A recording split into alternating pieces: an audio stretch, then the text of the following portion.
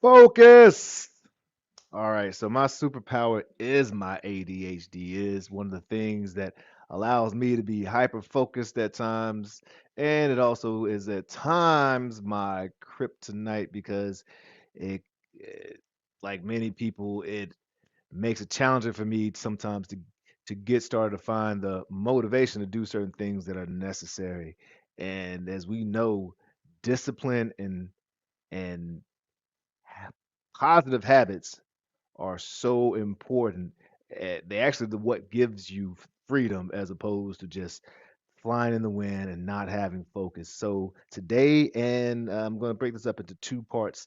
I'm going to share a maybe well-known exercise, and perhaps it's not well known to you, but regardless, I'm going to share an exercise that can help you, that's help me bring focus and clarity to your life and to my life. One of the first times that I came across this exercise was with Brent Daniels and the TTP family over at Wholesale and Inc. So shout out to Coach Brent.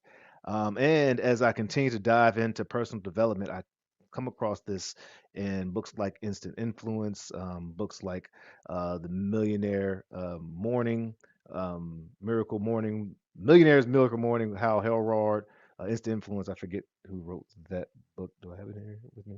But regardless, these are awesome tools that you can use or exercise you can use to bring some clarity to your space and to your life. And so let's jump into it. All right. So if you have lack of motivation, lack of it's oftentimes it's lack of clarity. So one thing you can do is think about. You need to take the time to reflect. Wallace says that people the hardest thing to do is to think, and a lot of people shriek from that. But that's something that you can continue to develop a habit, and not just absorbing and taking in what the world gives you, but actually thinking. So you start off with this exercise by thinking about a specific desire or goal that you may have. All right, right. Start with a specific or desire that you may have, and write that down. All right. Specific start with specific goal desire. I don't know what the in minute means. Maybe I have a typo there, but hey, this is live. It happens. All right. Now, the next thing is to ask yourself why. Why do you want that goal? Why is that so important to you? Ask yourself why. Super important, right? So, I want to be a successful real estate investor so that I can provide a great living for my family. I've actually done this exercise several times. I should pull out what I've used. Number three, you're going to repeat that process, but you're going to repeat it at least 5 times. I know some people go 7 times deep, some people go 5 times, but repeat that at least 5 times. So I want to provide for my family because it is a way for me to make sure that my legacy is carried on, and it's a way for me to make sure that I share the love that I have. Why is that important for you to be able to share the love and your legacy live on? I want to be able to share the love and the legacy I live on because it's a way for me to have paid dues for this gift of life that was given to me on earth by my God. Why is it important for you to pay your dues for this life that's given to you on earth by your God? Because when I'm in relationship to God and I serve, I feel more accomplished. I feel better about myself. I have integrity. Whatever it is for you, but you repeat that process 5 times, right? Then you're going to reflect on your answers. Number four, reflect on your answers. Think about what and why you broke those down. And as you reflect on your answers, the next step is to evaluate and make sure that they're clear, you know? So when I go through it, sometimes I'll get so wordy or heady that I'm like, what in the world are you really actually saying? Nail it down, Courtney Rollins. Really nail it down that those why or that why so it's clear. So if I handed it to another person of a reasonable mind, they could look at it and it'd be clear as day to them as well. Then it is time for you to take a look at what that is. You should have clarity right there of what of your why and why you want that goal. Now it's time to take action. Now, if you did everything before that, it's awesome. You understand yourself more, but you still be in the world of dreaming and fancy. And to bring it out of the spiritual into physical, you have to take some type of action.